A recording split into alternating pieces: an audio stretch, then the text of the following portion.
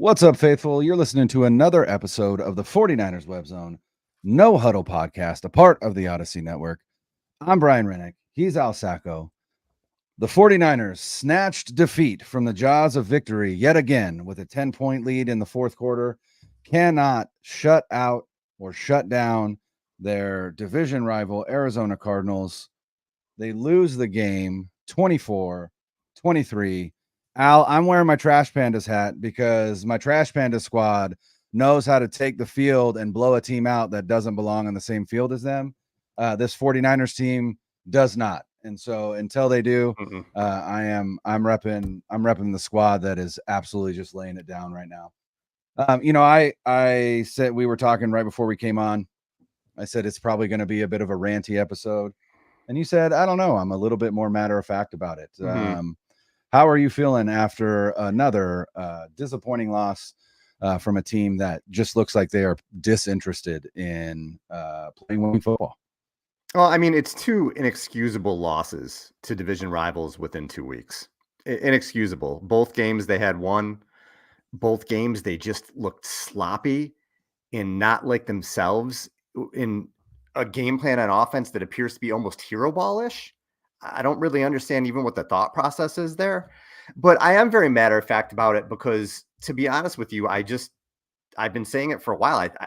I think they have some problems this year. Yeah, and we're starting to see those problems. Do they have injuries? Absolutely, they have injuries. You're doing the best player in the league, arguably, on offense. That's going to hurt, of course, without having Christian McCaffrey there. You have a lot of injuries on the defensive line. You don't have Javon Hargrave. You've got hit with injuries here. You don't have Dre Greenlaw out there. He makes a huge difference. But having said that, there's still a lot of talent on this team.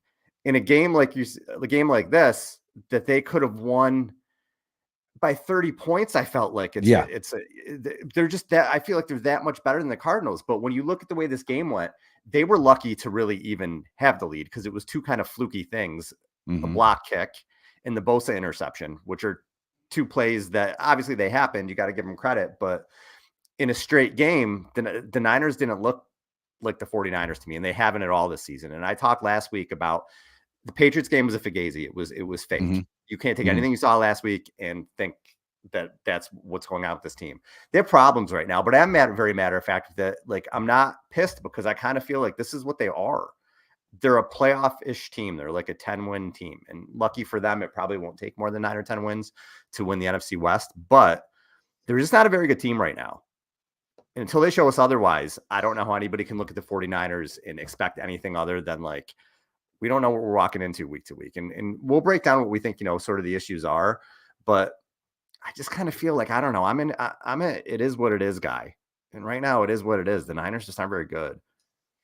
No, they're not very good. And, one of the things that we talked about was that the offense is going to have to carry this team because this 49ers defense is not going to be good enough based on what we've come to expect as 49er fans over the past 5-6 seasons, really since 2019, when, that defense really came into its own. And here's the thing, though. They've got the talent. Even with CMC gone, you still have Deebo Samuel. You still have Brandon Ayuk. You still have Juwan Jennings. You still have Trent Williams. You still have George Kittle. You still have Brock Purdy.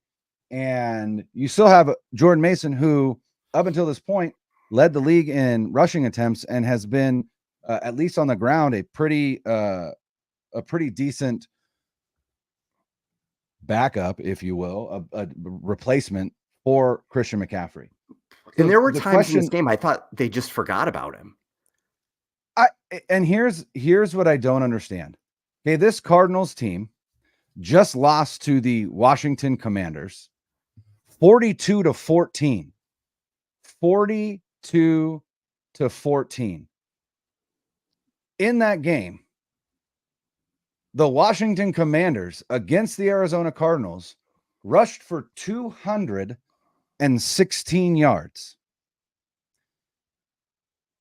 And the 49ers came out today with a game plan in which Brock Purdy dropped back and attempted a pass. How many pass attempts did he have? I'm 35 passes right now. 35 pass 35 pass attempts. And Mason had 14 carries. And Mason had 4. Like, what are we doing? Like, I just don't understand. I cannot make sense of Kyle Shanahan, the offense that he's putting on the field, the play calling, like just none of it makes sense to me. And again, I'm Joe Schmo who can get on a podcast and a microphone and I can talk about the team. And I understand that Kyle has forgotten more knowledge about football than I will ever attain in my life. But what is happening? What is, I just don't understand what this offense is. I mean, DNA What's is the like, what yeah? can we, What's what are we the supposed to identity? expect out of this offense? What is the identity? Are they a drop back passing team now? Is that what they're trying to do? And I Why? love that Purdy pushes the ball downfield. I love that he does it. I love that he looks to make the big play, but you also have to play within the offense. And I'm not blaming Purdy. I don't know who's to blame right now. When He they didn't have a started good game running, today. he did. I thought, you know what's funny? I thought when it started, he was in complete control. It was another one similar to the Rams game where in the beginning of the game, I just said, wow, look at this guy. He just looks like he's in control of everything. He's making plays with his legs. He's making big passes downfield. They're going to win this game 30-13. And then everything went off the rails because, again, I felt like it just went into backyard hero ball on offense.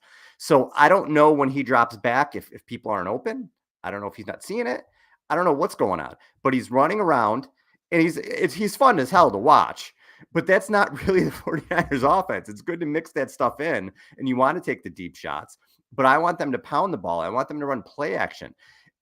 You know, those short passes to Debo that people made fun of with Jimmy Garoppolo, all he does is throw it to Debo, 2 yards to Debo. Well, that's a big part of their offense. I don't care who's at quarterback. That should still be a part of their offense. Debo Samuel had 3 targets and 1 catch in the passing game. That's it.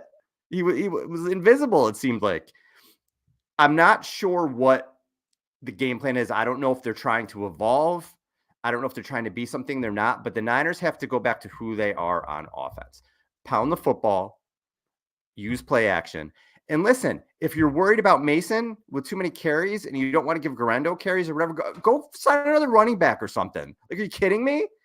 Are you kidding me? You're just not going to run the ball in a close game like this to have 35 pass attempts.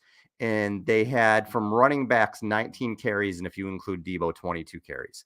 Not the Niners' identity. It's not. And they don't look like the 49ers out there to me. And like I said, against a team that just gave up 260 yards to the Washington Commanders, who are a decent running football team, but they're not, they're not, at least typically, the level of the 49ers when it comes to running the ball. And like you said, I don't know why the offenses look the way that it is. I think that's a good point. Maybe they're trying to evolve. I don't know. I don't know if Kyle Shanahan is just trying to prove that Brock Purdy is, one of the better quarterbacks in the NFL. And so he's just drawing up game plans where he's going to throw the ball and he's going to, I mean, we did talk about, does this offense start to evolve to look more like the 2017 Atlanta Falcons, that record-setting offense with Matt Ryan. It certainly feels that way. But they didn't throw the ball a lot. I mean, they threw the ball more downfield, but they were I think they were 28th. I'd have to look, but they were in the bottom, near the bottom of the league in attempts that year, the Falcons. The Kyle Shanahan offense runs the ball a shit ton, does not throw a lot, but they're very efficient in the passing game. 8.5 yards per attempt, whatever it would be, because they're getting yards after the catch. They're getting big throws downfield, but the identity of their offense is the running game. And I didn't feel that at all. There were times where I'm like, run the ball, dude. What are you doing? Why are you not handing the ball off? The Cardinals look like a team who was committed to running the ball more than the 49ers were. And it paid off at the end of the game because Connor did not have a good first half, and they kept going to him and they kept running and they wore the Niners down. And Connor had a huge second half, and it was a huge reason why the Cardinals won the game. Yeah. And, it certainly, the Cardinals defense shut the 49ers out in the second half. They gave up 0 points in the second half. I mean, this again is a bad defense. It is a bad defense. And I understand that this team could have put points up if Jake Moody didn't get hurt on, a kick return.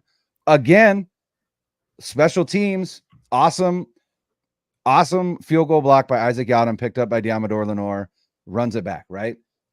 Splash plays are great. What is our biggest concern? Coverage. What happens on literally the next play? The coverage sucks so bad that Jake Moody has to make a tackle. Like, what are we like? What does Brian Schneider do here? What is his job? Because it's not coordinating the special teams, because the special team sucks. Like, what is your job? And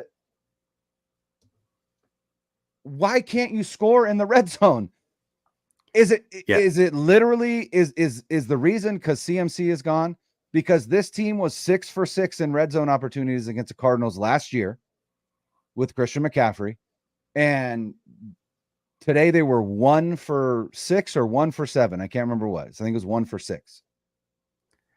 Well, some of the play calling in the red zone, I don't understand. Sucks. Again, you're not trying to. Jordan Mason is a beast. Pound the football. I don't understand it. I don't at all. Kyle Shanahan said after the game, they asked him about the red zone offense. He said, not very good. We were in the middle of the pack before the game, and we got a lot worse today. Yeah, that's putting it lightly. And Jake Moody has a high ankle sprain. He's in a walking boot, according to our buddy Jake Hutchinson, and they're going to have to go out and sign another kicker. And people will point to the kicker in this game and say, well, they didn't have a kicker. They could have had more points. If you watch this game, there were throw the kicker thing out the window to me, because there were a million other reasons they lost this game. Yeah, a million other reasons. You can't score in the red zone. You got to the red zone 6 times, and you got 1 touchdown. 1. Yeah. Come on. That's pathetic. Who they are. That's who they are right now, Brian. And we've seen these slow starts before. So I've told myself in the past, all right, Al, the Niners have been 3-4 and 4-4, and they've still made these long playoff runs. So don't go crazy. The difference with it for me this year, I don't think they're as good as those teams. I don't think they're nearly as good defensively as those teams. No. They're older now. They're beat up. You don't have guys like an Eric Armstead, a playoff tested guy like an Eric Armstead in the center of that defense. This is a different team. It is a team that's sort of moving, getting glimpses of that next window. And that next window is a little bit scary right now, the way that things have looked. They have a lot of studs on this team, and they've paid a lot of money for them. And it's, when you have all these blue chip guys, of course, they're going to cost a lot. But the depth isn't there in other places. You're seeing it linebacker right now where Campbell has been atrocious. Yes. You don't have the El Shairs anymore that can step in and say, all right, Greenlaw's not there. Well, El Shai can come in and make plays and do a really good job. He's not there. Charvarius Ward is not having a good season whatsoever. I mean, he's making it, if there's a decision between him and Demo, he's making it pretty easy that Lenore would be the long-term guy for them. Jair Brown is working through it. Hufanga hasn't been able to stay healthy and been on the field, so you've had Mustafa in there who's a rookie. And the defensive line, again, it's just not good enough. It's not the vaunted defensive line that you're used to with the 49ers. And this is just the tip of the iceberg unless they can right the ship. Because this is supposed to be the easy part of the schedule. Right. And here's the frustrating thing about, like you talked about the safeties, right? And the issue with the safeties. Here's the frustrating part. Justin Simmons was still available up until September 5th. Like you, and at that time, you had plenty of cap space to sign Justin Simmons to a 1-year deal. Like if I just don't understand going into the season with an unknown in Hufanga coming back from an injury, a 2nd-year player, a rookie, and then a guy who has spent the majority of his career playing only special teams as your 4 safety options, with Justin Simmons hanging out there and going, yeah, I think that's fine. That's good. We can weather that. Look, I think Malik Mustafa is going to be amazing. And I think Jair Brown shows flashes of some real promise, but they are young players playing a position that is very, very mentally taxing. And they are going to make mistakes. They're just gonna. That's the reality. And you could have had somebody back there who, you didn't have to worry about that, and you chose not to. So that's frustrating to me. like we've been saying it. This team is not going to be led by its defense. This defense is at best a middle of the road, 18 to 14 rank, somewhere around there, 20 to 15, whatever. But this offense and the amount of money that they've spent on this offense outside of Brock Purdy, you should expect that this offense can carry this team. And they're not. And that's the biggest problem. I'm not blaming the defense. I'm not. I didn't have the same expectations for this defense that I had for the offense. Like, this is Kyle Shanahan has to wear this.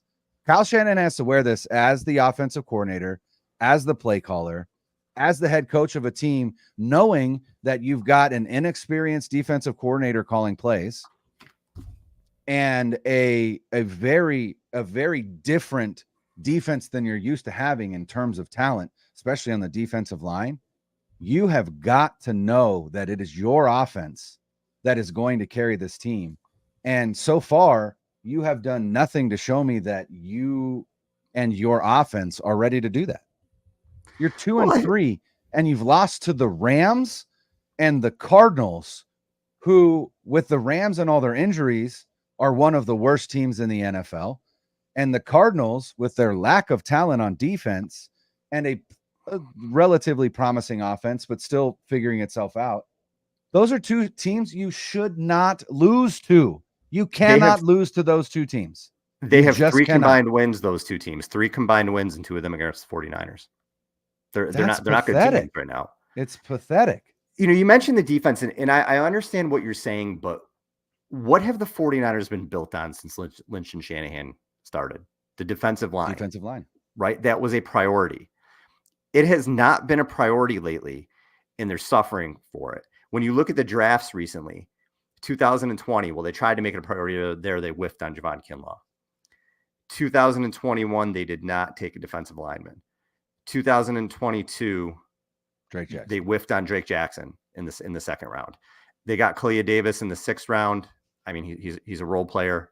He's not an Eric Armstead type, right? He's not a Nick Bosa type. Obviously, he's not a cornerstone type guy. You drafted Robert Beal, who's again just another dude in the 5th round. Now, they didn't have a lot of early picks because of the Trey Lance trade, and that stuff it's come to roost now because they haven't been able to get these guys in.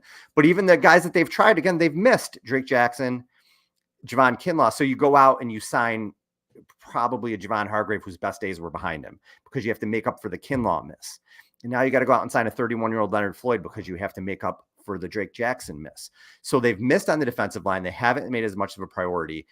And if you can't win in the trenches down there, I mean, you're done, man. Part of the reason that defense was so good in the Super Bowl, again, is you Bosa and Armstead and people. I've been talking about Eric Armstead for months now. You just don't replace that dude. I understand that he's been hurt, but you just don't replace a guy like that. It's not easy to do. And the Niners tried to revamp the defensive line. That's what they tried to do this offseason, and they did it with Band-Aids. Right now, some of those Band-Aids are getting ripped off. Gross Matos is hurt. Right. Even Javon Hargrave was kind of a Band-Aid a couple years ago for that signing. It was really only a 2-year deal that you hoped he can come in and make an impact there. But for this team, if they really did want the Super Bowl, the Justin Simmons point is a good one. You know how many interceptions Justin Simmons has against Patrick Mahomes in his career, Brian? Probably quite a few if you're bringing it up. He's got 6. He's got 6. So he's a dude that plays your biggest rival and someone who you haven't been able to get over the hump against. Has taken 2 championships away from you. He's a difference maker against that team. I was very confused that they didn't at least have interest in him. So again, as I try to be very matter of fact in this, and I'm going back and forth of being annoyed and being matter of fact, I guess, as I'm talking through this, but they've made a lot of mistakes roster wise with the defense. This isn't a very good defense. They have a lot of high priced guys, and they're becoming more of an offensive team. Look, they're paying Kittle a ton of money. They're paying Ayuk a ton of money. They're paying Debo a ton of money. They're paying Williams a ton of money. They're paying McCaffrey a ton of money. Brock's going to get a ton of money. So this is almost going into a team. You're seeing it with the Eagles a little bit, where their offense hasn't been good this year, but they have all these big names on offense, and then they try to piece the defense together with draft picks or whatever else, which is kind of where the Niners are headed. other than Bosa, who's going to remain obviously with a huge contract, and Warner. Bosa and Warner have huge contracts, but other places it's going to be draft picks and low price guys. Yeah, I mean, this is going to be a defense that's going to have 3 high-priced players on it, and that's going to be Bosa and Warner and probably Diamador Lenore when it's all said and done. And then everything else is going to be draft picks, middle of the road, free agent signings, whatever. But like you said, they haven't really set themselves up to be a team that wins with their defensive line just based on their drafting, because again, like you said, it's all band-aids, right? It's all 1-year deals or 2-year deals, but in reality they're 1-year deals, right? And there's no one in the development pipeline that is going to come in and be a difference maker on the defensive line. I imagine they will probably hit it hard in this upcoming draft because they have to.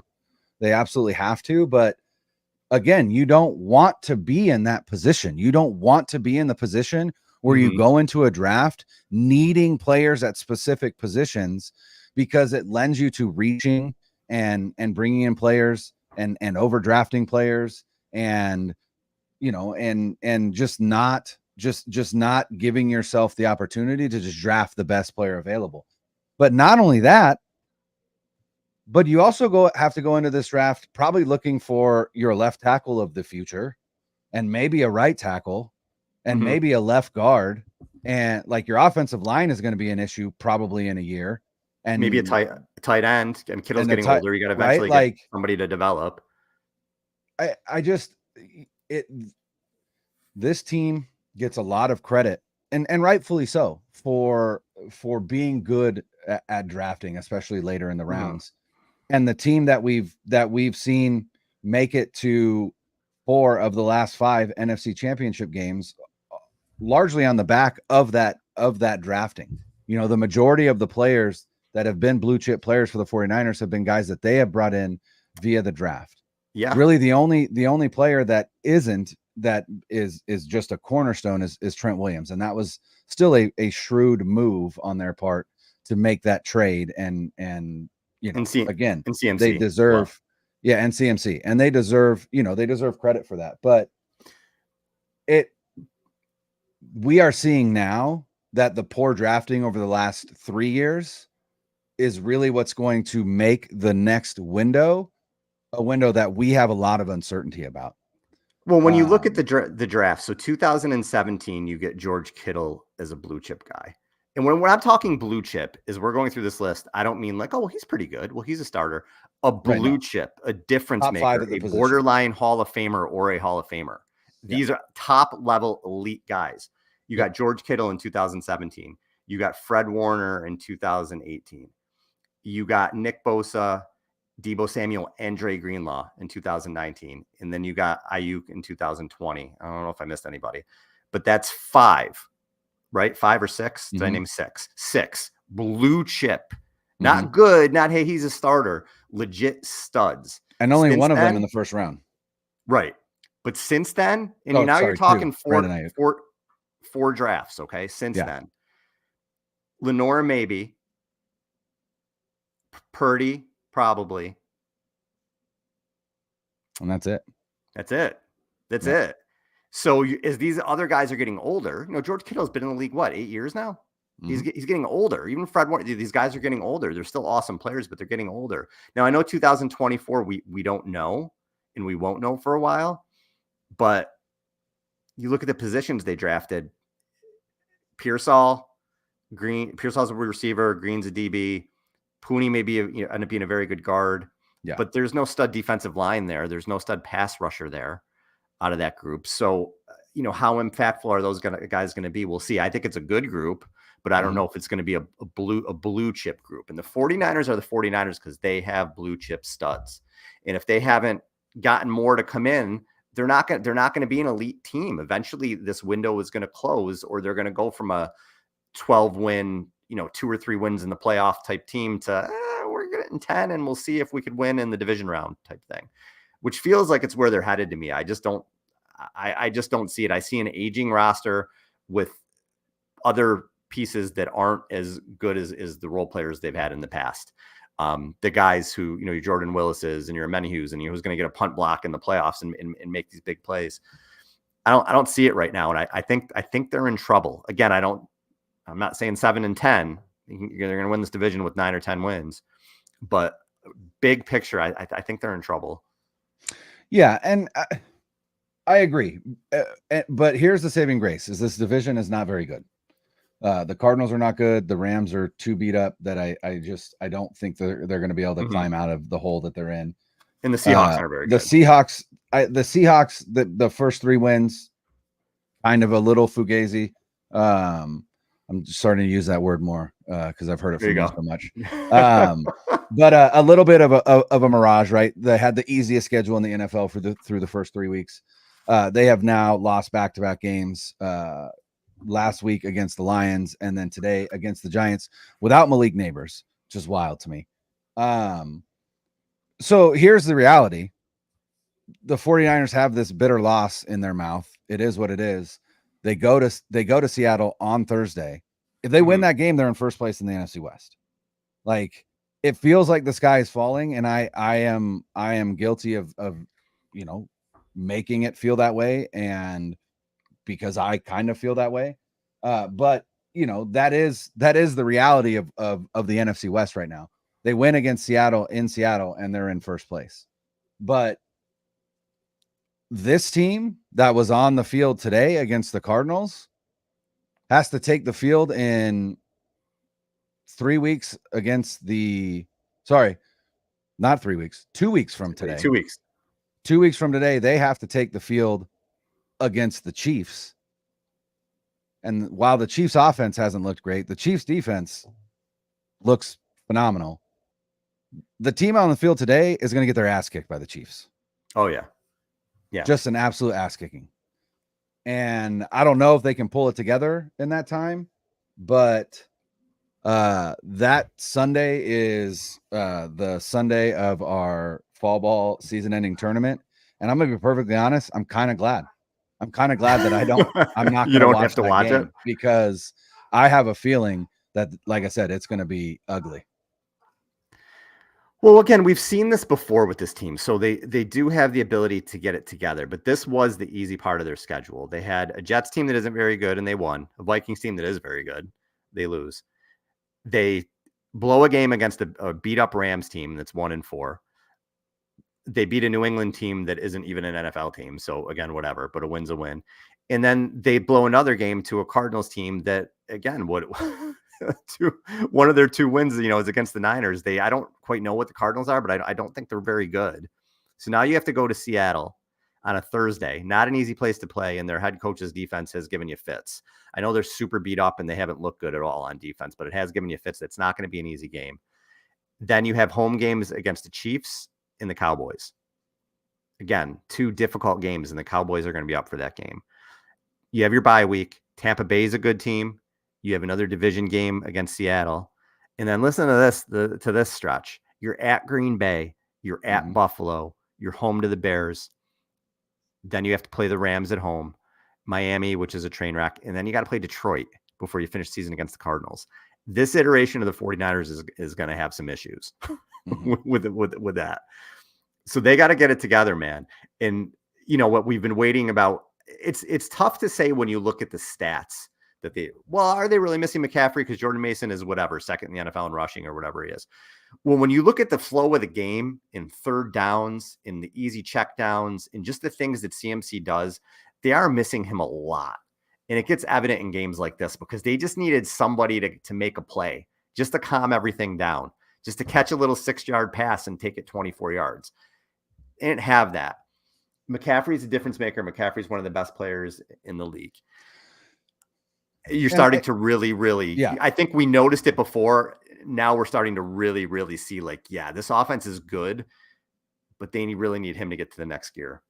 Well, and I think where we've seen the absence of CMC the most is in third down conversions and in red zone, right? He's such a weapon in the red zone. And I genuinely think they're missing that. But again, they haven't done a lot to even try and see if Jordan Mason can, give Right. you a little bit of what CMC does. That's what I think is so frustrating to me is like, it's like Kyle's like threw his hands up. He's like, all right, we don't have CMC. Well, then we can't feature the running back in our passing game at all. Right. And yet every time that they go to Mason, he makes the catch and he gets positive yardage. They did it again today. They had a play action fake and Mason came out on a choice route. He hit him and he got 9 yards. But if I'm not mistaken, that's the only target that Mason got in the passing game all day. And again, it's just like, I understand how good Christian McCaffrey is, but if you designed your offense around Christian McCaffrey and then lost him, you still have to play. You still have to give your other guys an opportunity because right now it's just not working. Like whatever it is that you're trying to do isn't working. It's just not. And I will be interested to see if, there is some adaptations, right? Some changes. I don't even know what those would be, but certainly 35 passing plays to 26 rushing plays is not what you expect from Kyle Shanahan. And maybe, I don't know, maybe it was just him protecting his players and going, it's 100 degrees, in Santa Clara. I'm sure it was hotter on the field. I don't want to put my players at risk in the run game. I don't know. I have no idea. And no one will ask him that question. And if anybody does, he won't answer it. So no, we're just going to be up to, conjecture or whatever. But it just certainly seems like he's either outsmarting himself or just, I don't know. Like I said, this team just feels like they're going through the motions. It's like this team expects to be in the Super Bowl this year just because they're the 49ers and they're playing down to their competition. And it's irritating. And it's a sign of an undisciplined team. It's a sign of okay. Well, let me say this first. Purdy dropped back 39 times and there were 22 carries. So they only handed the ball off 22 times and dropped back almost 40 in a 1-score game.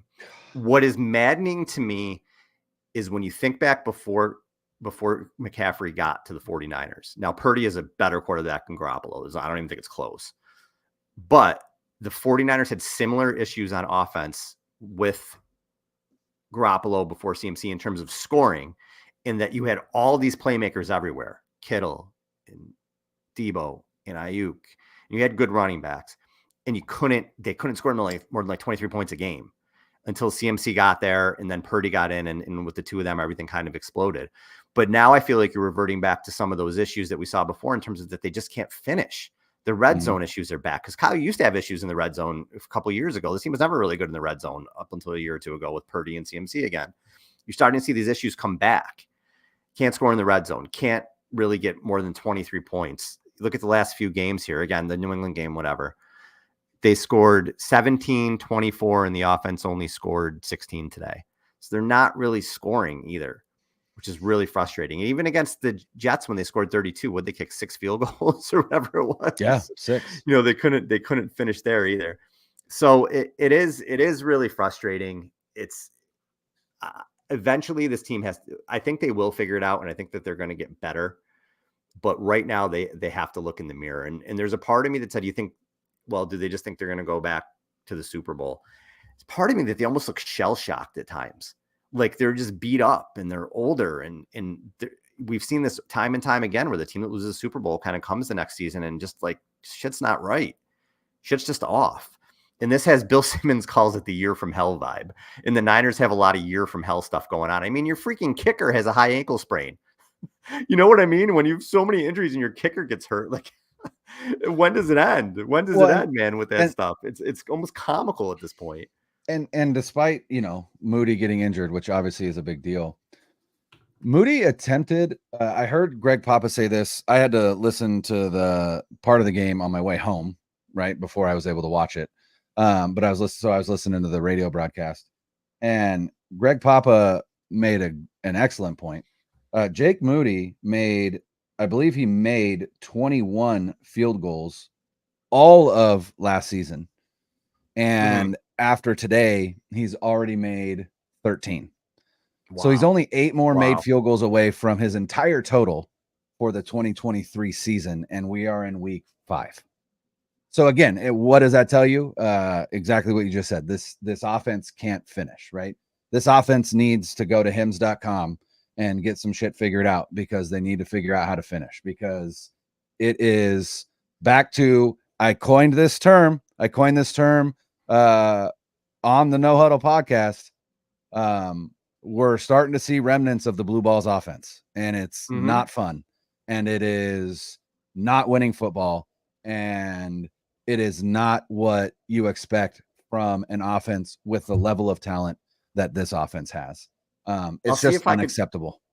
Kyle's offense prior to Brock Purdy, okay, other than the 2016 season with the Falcons and the 2019 season with the 49ers, they typically get a lot of yards and don't score a lot of points. That's been traditional of Kyle Shanahan's offense. And I'll look back on Pro Football Reference. I've put out stats a million times on Twitter, but I'll look back in the next show. I'll talk about what they exactly are, but they typically gain a lot of yards and they struggle in the red zone. They don't score as many points as you would expect them to, but the Purdy CMC combination that's exploded. Like they get 30 points a game. It seems like every game with those two, but hasn't been the case. And when you look back to even going back to the playoffs, I understand they won some playoff games, but they haven't looked good. Niners haven't really looked good in a while.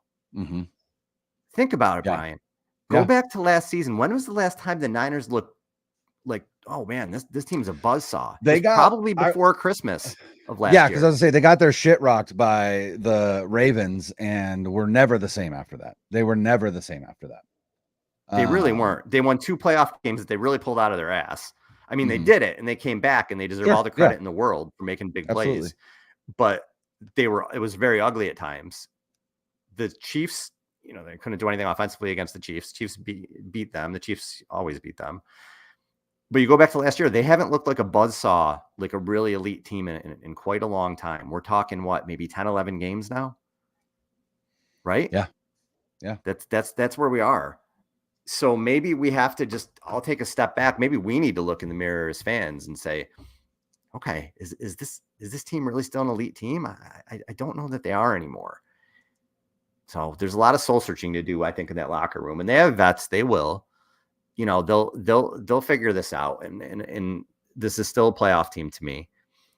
If I get on the show and say this is not a playoff team, we've lost all hope, but still a playoff team to me. But is it a Super Bowl contender the way it is right now? Absolutely not. And Kyle Shanahan too. I don't want him fired. I'm not saying anything like that, but he hasn't had a good season. He hasn't. Players have up and down years. Coaches do too. Kyle has not had a good season this year. So he's got to turn it around. The Niners have to turn it around. Their defensive coaching staff has to turn it around.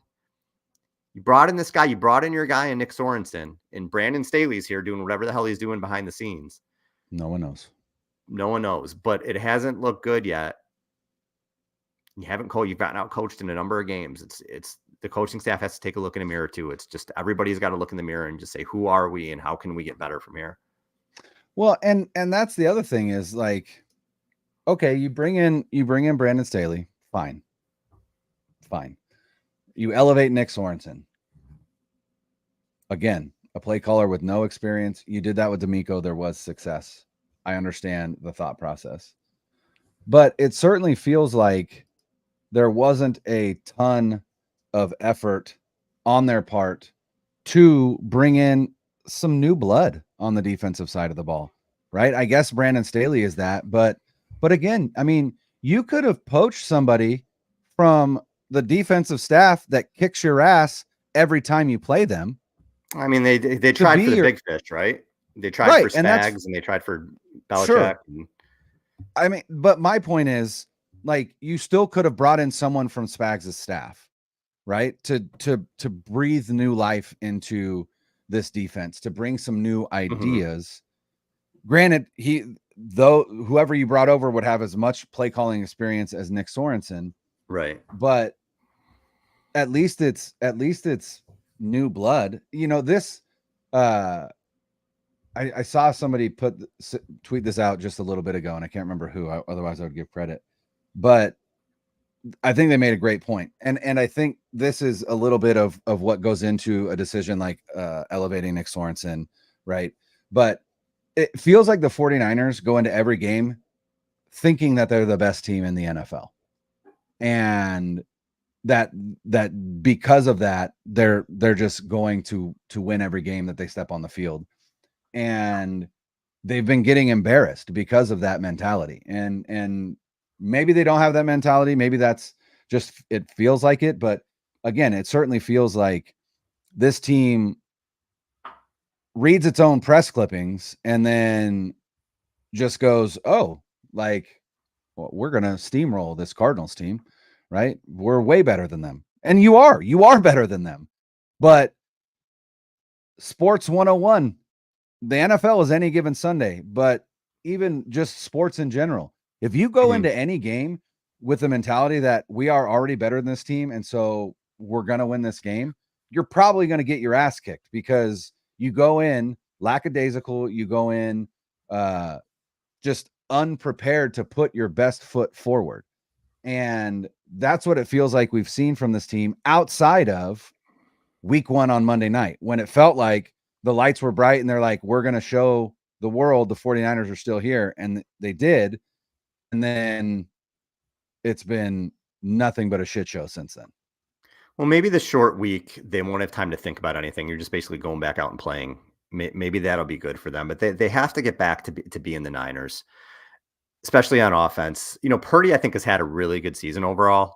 I think he's played some really good games. I don't think today was his best game, but he's at, I think now after today, he had 5 touchdown passes. I think he's at 6 touchdown passes and 4 interceptions through 5 games. Like that's not great for a guy who threw 31 TDs and had, well, whatever it was, 12 picks last year or whatever it was. So again, I like that he pushes the ball downfield, but today, both of his interceptions were, once he was hit and once it was tipped. So it wasn't like he was just throwing to linebackers or anything like that. But feel like they have to get back to their identity again, run the ball, high efficiency passing, take your shots where you can. The off schedule plays, Purdy's very good at that when they happen. I just feel like there's too many off schedule players now where he's running around and trying to make something happen. That means things aren't right within the offense. If he has to do off schedule plays, it means the play didn't work or the line. Well, not only that, but down or something. Again, this offensive line is not built to be a drop back passing offensive line. They are not a good pass blocking offensive line. They need to run the ball. They need the threat of the run. They need the disguise of the run. That's why play action works. Like, get back to what you know is good. You draft offensive linemen specifically for this scheme. You know that they aren't good drop back passing protectors, right? So why drop back 39 times? You're just giving the other team an opportunity to exploit your biggest weakness on offense, which is your offensive line. That's another thing that's frustrating. And that's why a lot of those off-schedule plays happen, because he gets to the top of his drop and his right tackle is already beat. And you know, there's already pressure at the top of his drop. So now he has to improvise and whatever. It's because the offensive line sucks at pass blocking. And they have for a long time. There's one guy that's good at it. It's Trent Williams. That's not enough. There's 5 guys on the line. So that's the other thing that's frustrating is you didn't build this offensive line to be a drop back passing offense. Right. So stop trying to be that. Be who you are. Lean into your identity. Run the ball, use play action, get back to what we know works for this offense. Yeah. It just doesn't make sense. Do a couple dump offs to Debo, man. Just get him in space, right? When things aren't going well, 2nd and 9. Here you go, Debo. Here's the ball. Stop trying to prove Brock Purdy's critics wrong. You know what I mean? I hope that's not what he's doing. I really hope that's not what he's doing. And I genuinely don't think it is, but it sure feels that way, right? Because all of that stuff has just, for whatever reason, just disappeared from the offense, right? You know what it feels like? You know when you play Madden and you just like, I don't know, it's 3rd and 27 and you're like, I'm just going to do 4 go routes and I'm just going to throw the ball downfield. I don't care. I'm just going to, that's almost what it feels like his play calling has been like. I'm just going to chuck it up and see what happens. I'm going to throw this 25 yards downfield. It's not them. It's really weird. Maybe we talked in the offseason about Brandon Staley being like worm and rounders and just completely ruining Kyle Shanahan. Man. maybe he's in his ear, man. Damn it, It's like, Al. That's Kyle, a good point. Damn it. you don't need to run, man. Damn it. You don't need to play it safe. Just throw. Ugh. It's bad news. You might Branded be right. worm. You might be right. I don't know, Brian. Hard to beat the allegations at this point. We got a quick turnaround, bro. So we'll see. But listen, if for anybody listening to this, I hope it was a good therapy pod for you. It'll get better. Your friend Al saying it'll get better. And if Al's saying it's going to get better, I feel like you could take that to the bank because New York Al isn't always optimistic. So, well, I don't know it's going to be really good, but it's going to get better. It's still optimism today. That's still optimism. It is. We've seen. I just keep telling myself we have to talk about in the moment. We have to react to what happened, but we've seen this team do this a number of times. Sure. I don't think they're as good as those teams, but they're still good enough to turn it around and get to the playoffs, in my estimation. Yeah. So. And all right, it starts with a victory over the Seattle Seahawks on Thursday Night Football, and we will be back to preview that game later this week. But for Al, I'm Brian. Later.